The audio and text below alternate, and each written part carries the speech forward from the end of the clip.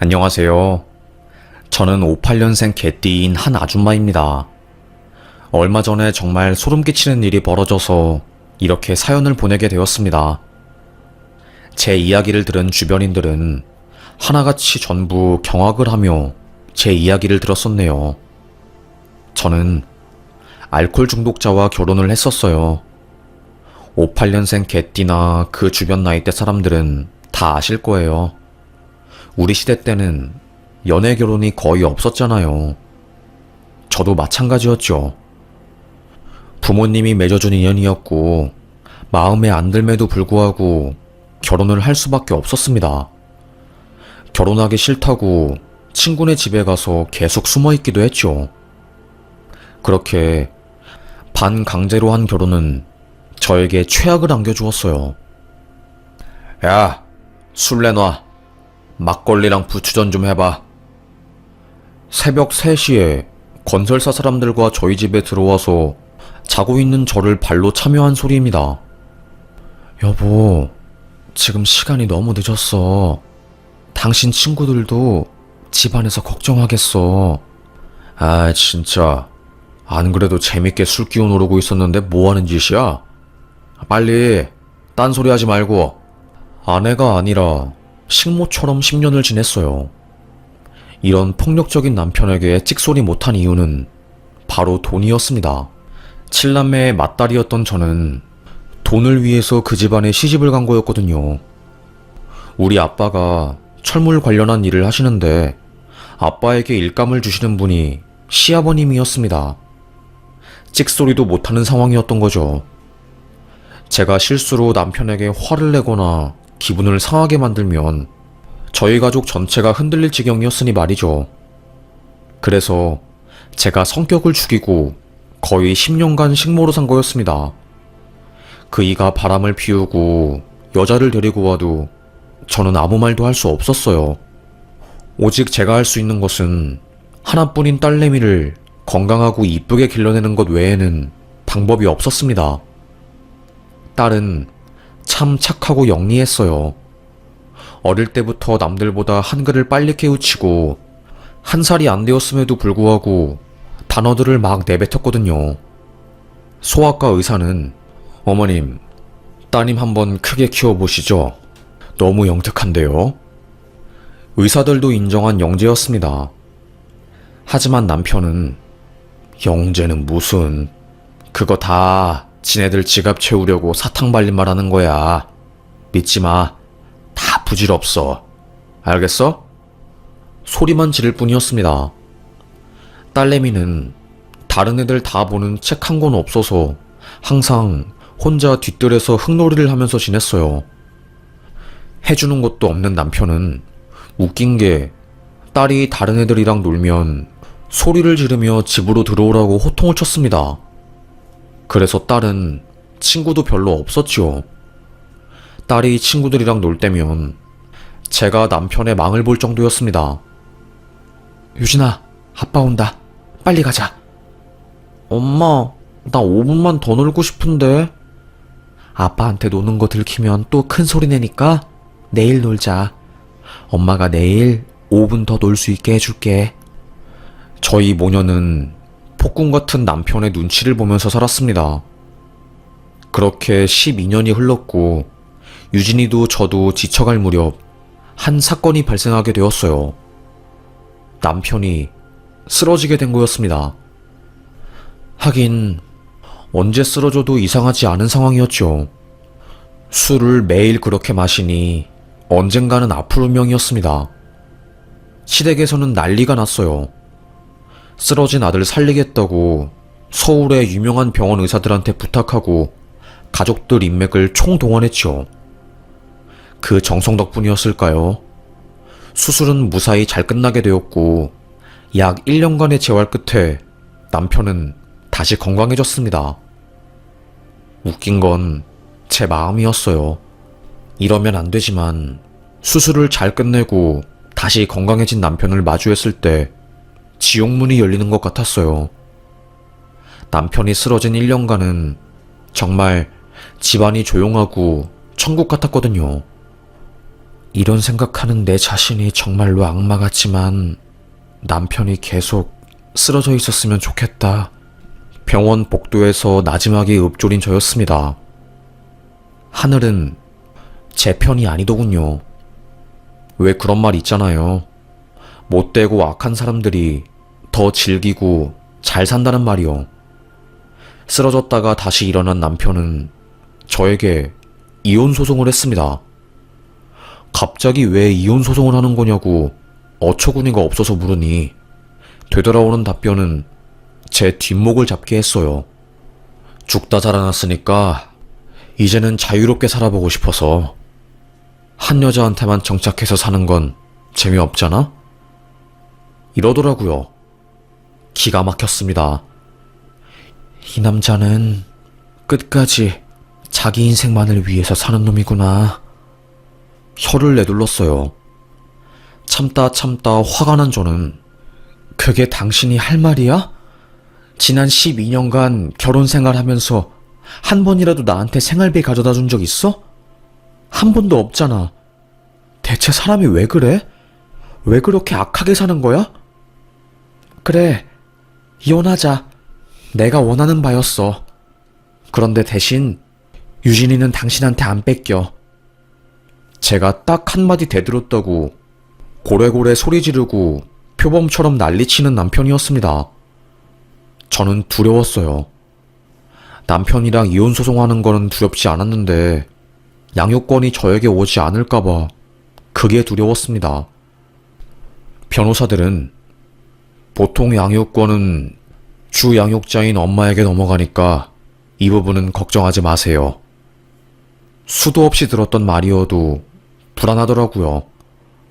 그런데 왜 항상 불길한 직감은 현실이 되는지요? 제가 아이를 키우면서 수입이 없었고 고정적인 직장이 없다는 이유만으로 아이의 양육권을 아빠가 가져가게 되었습니다. 울고 불고 재판장한테 사정을 해도 소용없었어요. 한 변호사는 저에게 법률 브로커를 쓴 것 같아요. 일반적인 가정법원 판례랑은 벗어난 것 같아서 저희도 의문스럽네요. 라고 하더라고요. 무전 유죄, 유전 무죄가 맞는 말이었습니다. 그 순간만큼은 이 말이 절대적인 진리 같더라고요. 시댁 식구들은 신우가 있는 캐나다로 남편과 제 아이를 데리고 갔어요. 어머님이 저에게 말하길, 그래도 있는 집안에서 애를 키우는 게 낫지 않겠니? 너는 네가 낳은 애와 헤어지는 거라서 가슴이 찢어지겠지만 정말로 네 애한테 어떤 방향이 좋은지 생각을 해보면 마냥 가슴이 찢어지는 일이 아니란 것을 알 거야. 냉정하고 또 현실적인 분이셨습니다. 속상해서 죽을 것 같았지만 저는 결국 현실을 받아들일 수밖에 없었어요. 그래, 나보다는 가난한 엄마보다는 경제적으로 넉넉하고 여유 있는 아빠의 손에서 크는 게 더 좋을 수도 있을 거야. 하지만 딸은 캐나다로 가는 공항에서 자지러지듯이 울면서 저를 붙잡았습니다. 엄마, 나 엄마랑 살고 싶어. 해외 가기 싫다고. 엄마 제발, 제발. 엄마가 꼭 돈 많이 벌어서 우리 딸이랑 같이 살 수 있도록 해볼게. 딸. 상봉한 이상가족이 다시 헤어지는 것만큼 가슴이 아리고 한동안은 잠을 잘 수가 없었습니다. 그렇게 저희 딸은 아빠의 손에 들어가게 되었고 그 이후로 연락은 없었어요. 조금은 착잡했죠. 시간이 흘러 저는 한 사무직 일을 하면서 돈을 모으게 되었습니다. 남편은 병이 재발해서 투병을 하다가 죽었다는 것을 들었고요. 그렇게 질긴 목숨도 결국 병마 앞에서는 답이 없구나. 남편과 이혼한 지 거의 10년 정도 흘렀을까요? 모르는 번호로 저에게 문자가 온 겁니다. 엄마, 나 유진이야. 딸에게서 온 문자였어요. 캐나다에서 살고 있는 줄 알았던 딸이 한국에 있다는 소식이었습니다. 너무 놀란 저는 유진아 어디야? 정말로 유진이 맞아? 손을 덜덜 떨며 문자를 보냈습니다. 바로 저희는 전화통화하게 되었고 한 커피숍에서 만났어요.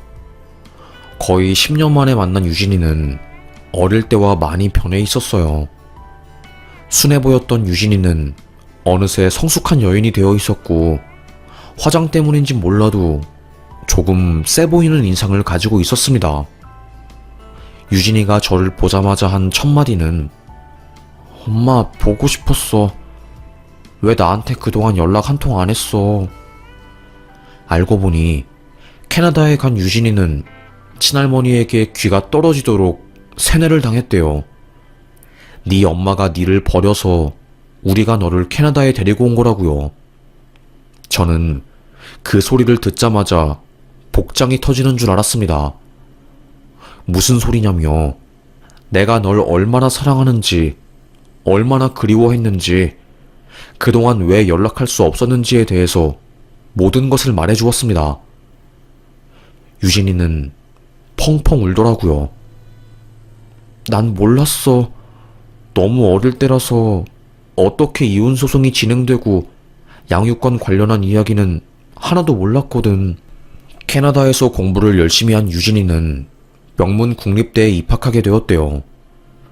하지만 그 이후로 아빠가 돌아가시고 이모도 자기를 무시하고 성가신 존재로 취급을 하다 보니까 참다 못해 결국 감정이 빵 하고 터져버린 거였고, 그곳에서 비행을 일삼다가 친가 식구들과 연을 끊고 멋대로 아예 한국에 들어온 거라고 합니다.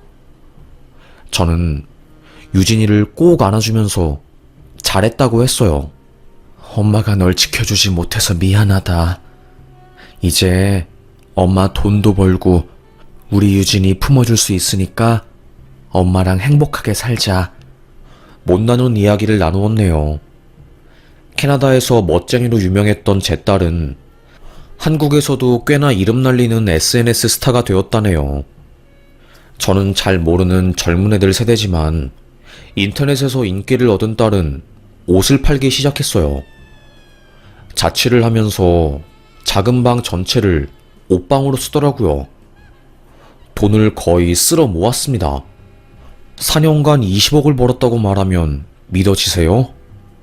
제 딸은 그랬어요.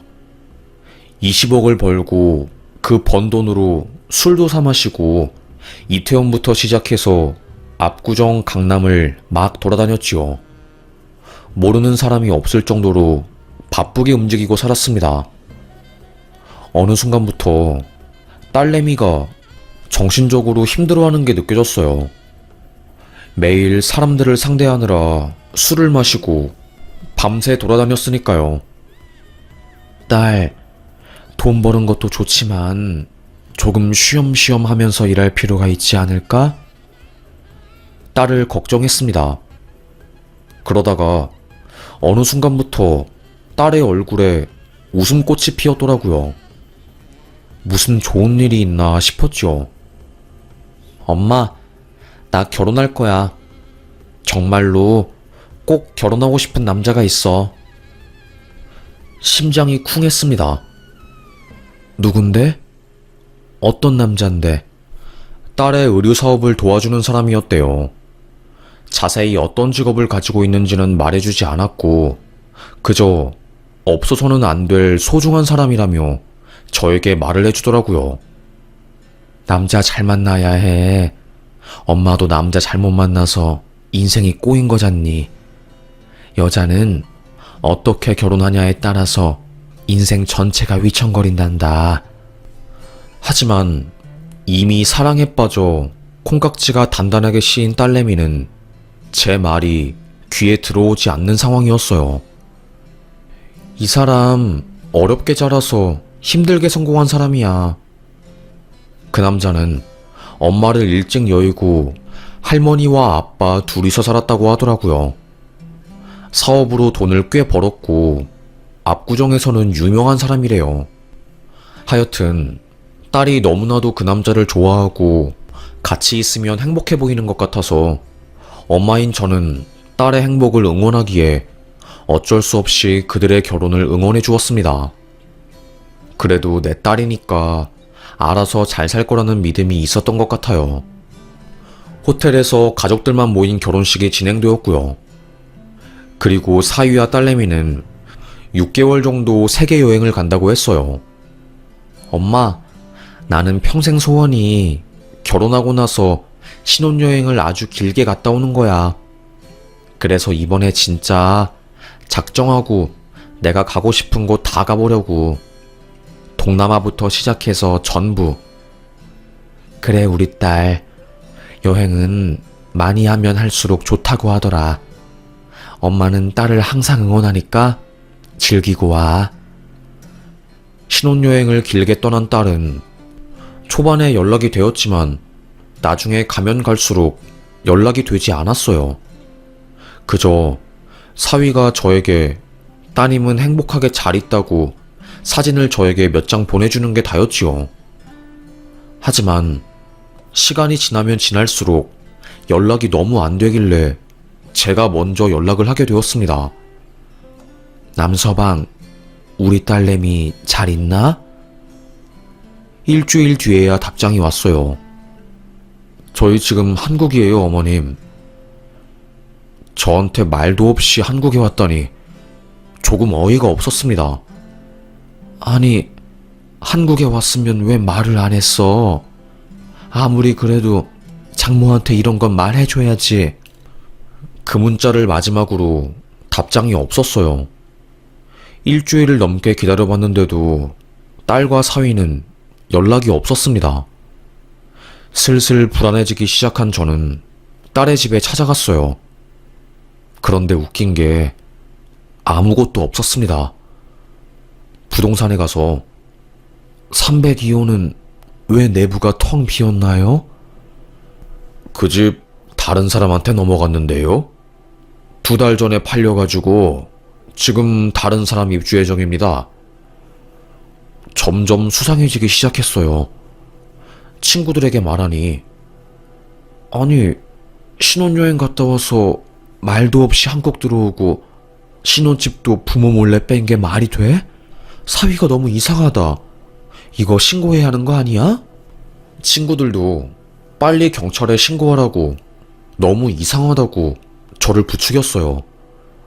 믿을 만한 친구 녀석과 함께 경찰서에 가서 딸내미 실종 신고를 했습니다.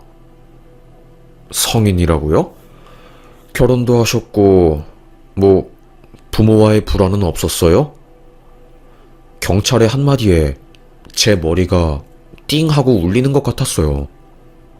부모와의 불화에서 자유로울 수 없었거든요. 돈이 없어서 딸을 아빠에게 보낼 수밖에 없었던 저의 과거.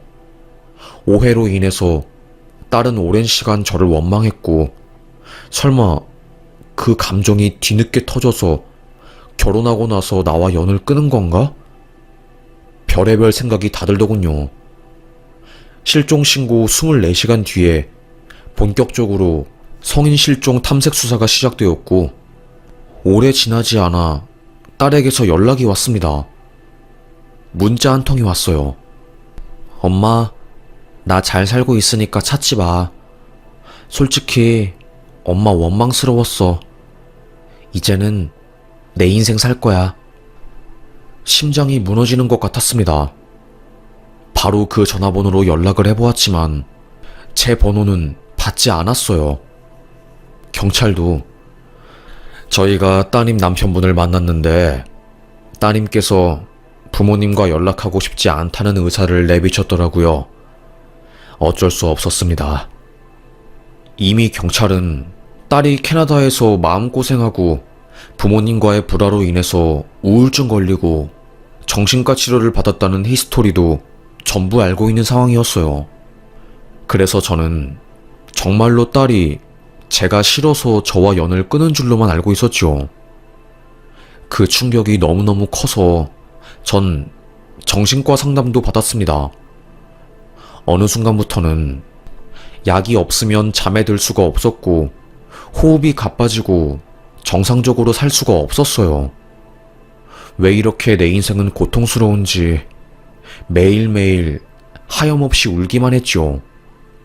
그래도 먹고 살아야 하니까 일을 하기 시작했고, 제 사정을 알고 있는 친구들이 저희 집에 와서 저를 많이 위로해주고 곁에 있어줬습니다. 딸도 나중에 정신 차리면 알게 될 거야. 만나기 싫다는 사람을 뭐 어떻게 할 순 없겠지만, 딸도 캐나다에서 많이 힘들었나 보지. 그래서 결혼하고 나서 마음이 더 극단적이게 된 걸 수도 있어. 곰곰이 생각해보니 그럴만 했습니다. 그래서 더더욱 딸을 이해하려고 했어요. 하지만 사위에 대한 원망감은 사그라들지 않더라고요. 정신과에 가서 상담을 할 때마다 매번 저는 아무리 사위여도 이건 아니지 않나요? 제대로 된 사위라면 제 딸이 이렇게 있도록 두지 않을 것 같은데. 정신과 의사도 저의 편을 들어주었어요. 사실 경찰기관이 그렇게 딸의 이야기 말고 사위분 말만 듣고 사건을 종결시킨 게 저로서는 이해가 잘 안 되네요. 사실 약속 장소에 가는 사람보다 기다리는 사람이 더 애가 타고 속이 끓잖아요. 제가 딱 그랬습니다. 기약 없이 누군가를 기다리는 기분이었어요. 그래도 시간이 흐르니까 마음도 조금은 안정이 되고 일상생활이 가능해지더라고요. 하지만 여전히 딸에 대한 그리움은 그대로였습니다. 여느 때와 다름없이 저는 일을 하고 퇴근하고 있었어요. 갑자기 그때 핸드폰에 모르는 번호로 부재중 전화가 걸려온 거였습니다. 신호가 1초 정도 왔을 때 바로 끊어버리더라고요. 뭐야? 누가 실수로 전화한 건가? 그때 또다시 제 핸드폰으로 전화가 왔어요. 역시 받으려고 바로 수화 버튼을 누르려고 했지만 전화는 채 1초도 걸리지 않은 채 꺼졌습니다. 여자의 직감은 무시하지 못하는 거잖아요. 저는 그때 아주 쎄한 직감이 느껴졌습니다. 핸드폰을 계속 붙잡고 있었어요. 다시 그 번호로 전화가 걸려왔어요. 바로 받으니 엄마, 신고. 딱 두 단어가 들려오는 거였습니다. 지지직 거리는 소리와 함께 들린 목소리라서 명확하지는 않지만 누가 들어도 제 딸내미 목소리였어요. 손을 덜덜 떤 채로 저는 다시 그 전화번호로 전화를 걸어보았지만 발신을 할 수 없는 번호라고 하더라고요. 뒤도 안 돌아보고 바로 112에 전화해서 신고했습니다. 제 딸 좀 살려주세요. 4년 전에 실종 신고했던 딸이고 수사 종결이 되었는데 아직도 저는 딸내미 얼굴 한번 보지 못하고 있어요. 제발 딸 좀 살려주세요. 지금 모르는 번호로 전화가 걸려왔어요. 집 앞에 보이는 지구대로 찾아갔습니다. 펑펑 울며 소리를 지르니 경찰들도 사건이 심각한 것을 인지하고 바로 어떻게 된 거냐고 묻더라고요. 살려달라는 소리를 들었다고 이야기를 하니까 형사가 나와서 사건을 접수했고요.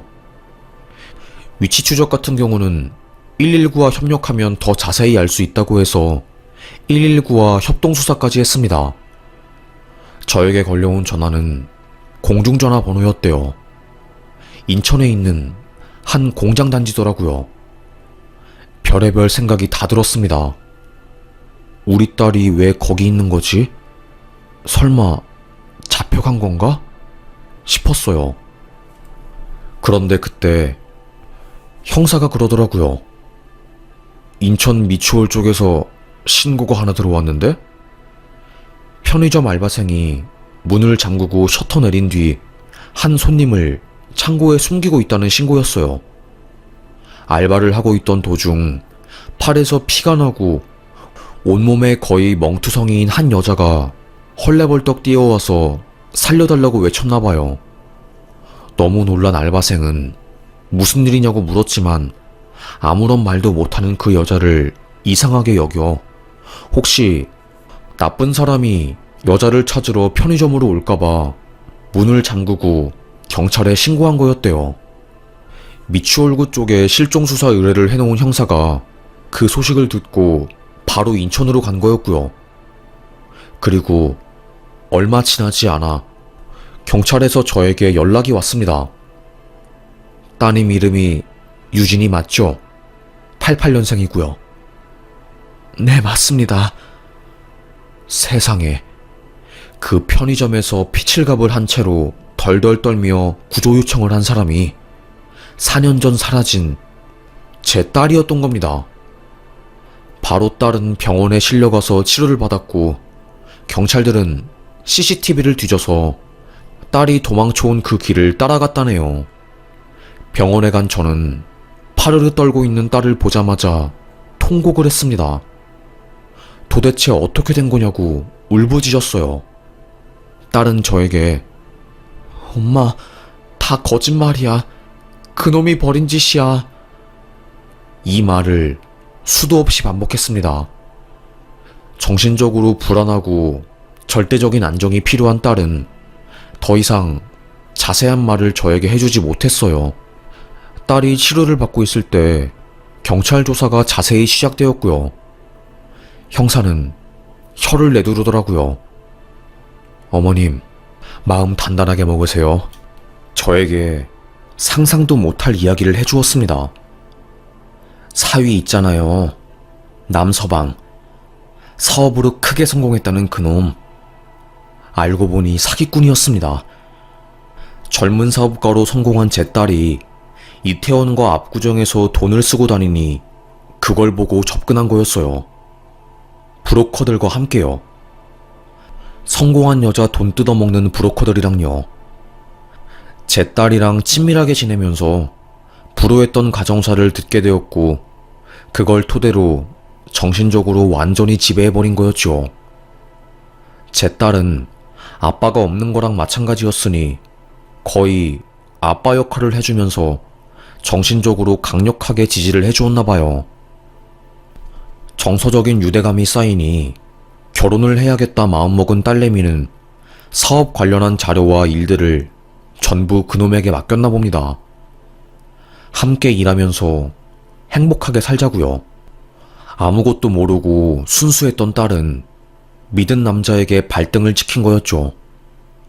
동남아에 간 딸은 거기 숙박업소에서 영상이 찍혔나 봅니다. 남서방 그놈이 숙박업소 직원들과 짜고 쳐서 영상 카메라를 방에 숨겨놨나 봐요. 그래서 그걸 들고 한국에 와서 제 딸을 협박한 거고요. 처음부터 협박한 게 아니었대요. 사업자 인감도장이랑 네 명의로 된 재산들 현금화해서 크게 한방 투자하자고 슬슬 꼬드겼나 봅니다. 그놈 자식이 사기꾼이었으니까 얼마나 입에 발린 말들을 술술 했겠어요. 딸내미는 그것만 믿고 대부분의 재산을 현금화한 거였죠. 인감도장이랑 현금을 받은 남서방은 그때부터 태도가 돌변했대요. 네 영상 내가 가지고 있다? 네 엄마랑 연 끊고 이제부터 넌 내 노예가 되는 거야. 어처구니 없는 말들로 딸을 협박했나 봅니다. 안 그래도 인터넷에서 유명해서 그 유명세로 돈을 벌던 딸이었는데 그 협박을 듣고 얼마나 무서웠겠어요. 여자한테 그런 협박은 거의 인생 끝내자고 말하는 거랑 다름이 없잖아요. 너무나도 충격받은 딸은 결국 그놈의 소나기에 들어간 거였죠. 그래서 저한테 연 끊자고 가짜 문자를 보낸 거고, 경찰이 딸을 찾아냈을 때도 엄마랑 사이가 안 좋아서 연락을 안 한 거니 걱정하지 말라고 울며 겨자 먹기로 경찰을 내보냈나 봐요. 그 이후로 저와 4년간 연이 끊어진 거였죠. 그 4년 동안 인천의 한 공장단지 반지하에서 짐승처럼 갇혀 지냈대요. 경찰이 남서방이 살던 그 집을 압수수색하면서 발견한 물건들을 보고 경악을 하더라고요. 본인이 외출한 사이에 제 딸이 탈출하지 못하게 쇠사슬 같은 거로 발목을 묶어뒀답니다. 제가 사건을 많이 다루긴 했어도 이렇게 끔찍한 사건은 듣도 보도 못했네요. 에휴. 저는 하염없이 눈물만 나왔습니다. 너무너무 고통스러워서 정말 살아있는 게 지옥 같았어요. 엄마인 저도 이렇게 힘든데 우리 딸은 아무 말도 못하고 혼자서 끙끙 앓았을 생각을 하니 얼마나 슬프고 힘들던지요. 나 엄마 생각하면서 버텼어. 정말 죽고 싶었는데 내가 죽은 채로 발견되면 너무 억울할 것 같고 엄마가 속상해할 것 같아서. 나 엄마 원망하지 않아. 미워하지도 않아. 미안해. 내가 이상한 남자 만나서. 딸은 잘못 없어. 알겠지? 나머지는 엄마가 다 알아서 해결할 테니까 우리 딸은 걱정하지 말고 치료에만 집중하자. 경찰에서 구속영장을 청구하게 되었고 구속하라는 결정이 내려져서 그놈은 긴급 체포를 당하게 되었습니다. 그리고 하드디스크랑 컴퓨터 포렌식 분석으로 딸의 영상을 전부 다 지워버렸고요. 딸 명의로 거의 10억 넘게 뜯어내었고 그걸로 도박부터 시작해서 마약까지 손 안 댄 게 없더라고요. 딸은 죽어가고 있는데 그놈은 그 돈으로 부자 행세를 하고 여자들 만나러 다니고 악마가 따로 없었습니다. 그러다가 딸내미는 문이 안 잠긴 틈을 노려서 발목에 있는 끈을 풀고 도망을 갔고요. 인천 공장단지라서 주변이 허허벌판이라 신고도 할 수 없는 상황이었다고 합니다. 막 뛰다가 그 근처에 공중전화를 발견하게 된 거였고 3초 정도 무료 통화를 할 수 있어서 그 사이에 저한테 전화를 한 거였어요. 그리고는 남편을 마주칠까봐 무서워서 미친 사람처럼 뛰었고 사람들이 많이 지나다니는 곳이 나오자 그 근처 편의점에 들어가서 살려달라고 애원을 한 거였답니다. 그렇게 신고가 들어가게 된 거였고 저는 제 딸을 찾을 수 있게 되었어요. 그놈 자식은 바로 구속이 되었고요. 한 달도 안 되어서 바로 경찰 송치가 되었고 검사도 그 사건을 보고 입을 떡 벌린 채 아주 나쁜 놈이라며 형량을 세게 때려야겠다고 으름장을 내었습니다. 1심에서 징역형을 받았어요. 판사는 그놈 보고 아주 악질 중에 악질이라면서 혀를 내둘렀고요. 그놈은 처음에 자기는 죄가 없다고 다 오해라고 하면서 끝까지 발뺌을 하더라고요. 결국 그 태도가 법원에서 형량을 세게 받는데 결정적인 요소가 된 거였고요.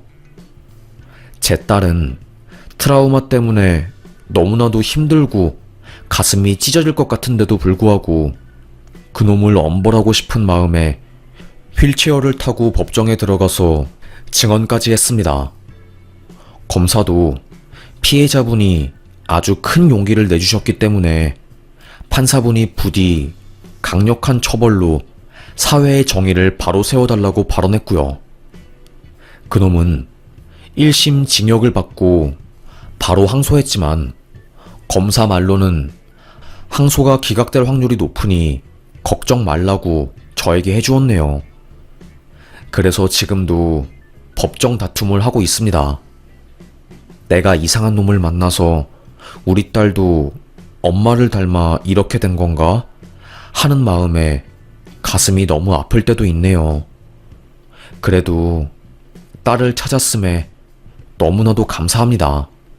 따님분께서 겪은 일이 너무나도 충격적이고 힘든 일이기 때문에 정신과 치료와 심리 치료를 오랫동안 받아야 할 거예요. 그래도 시간이 지나면 지날수록 마음이 좋아질 거고 일상생활을 할 수 있기 때문에 힘들어도 꼭 치료 나오세요. 심리 선생님이 말씀해 주시더라고요. 그래서 저희 모녀는 너무나도 힘듦에도 불구하고 빠지지 않고 치료를 받고 지금은 제 딸 맛있는 것도 잘 먹고 나름 행복하게 일상생활을 잘 영위하고 있습니다. 딸은 저에게 엄마, 내가 비록 힘든 일을 겪긴 했지만 그 일 때문에 되려 내가 지금 살고 있는 일상이 너무나도 소중하고 감사하게 된 것 같아. 이렇게 하루하루 엄마랑 함께 밥 먹고 산책하는 게 나에게는 너무나도 큰 기쁨이네. 저의 손을 꼭 잡아주었습니다. 저는 눈물이 나오려고 하는 것을 겨우겨우 참고 딸에게 딸, 엄마가 이제는 우리 딸 지켜줄 거야. 무슨 일이 있어도 딸 지켜줄 거니까 절대로 걱정하지 말고 행복하게 잘 지내자. 알겠지? 너무 고생했으니까 앞으로는 좋은 일만 생길 거야. 엄마는 반드시 그럴 수 있다고 믿어. 비 온 뒤에 땅이 굳는다는 말이 있잖아요. 저랑 딸의 관계도 딱 그랬습니다. 힘든 일을 겪으면서 함께 울고 웃으며 서로의 일상을 공유하고 그 덕에 더더욱 관계가 돈독해졌네요. 비록 저희 모녀한테 너무나도 많은 일들이 있었고 때로는 죽고 싶은 때도 있었지만 포기하지 않고 나아가다 보니까 정말로 좋은 날이 온 것 같아요. 죄를 지은 놈은 감옥에 가고 피해자는 일상으로 가서 행복하게 지내야 하는 이 당연한 현실이 당연하지 않게 된 게 너무나도 속상하지만 포기하지 않으려고 합니다. 부디 사회에서 이런 일이 재발하지 않도록 강력한 처벌로 가해자들을 응징해 주었으면 좋겠네요.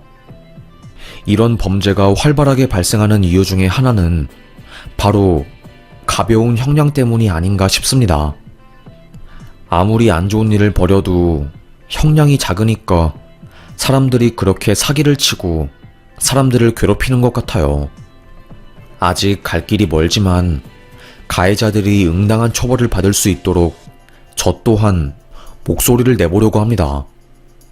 그럼 저의 이야기를 끝까지 들어주셔서 정말 감사합니다. 여기서 사연 마무리하겠습니다. 감사합니다.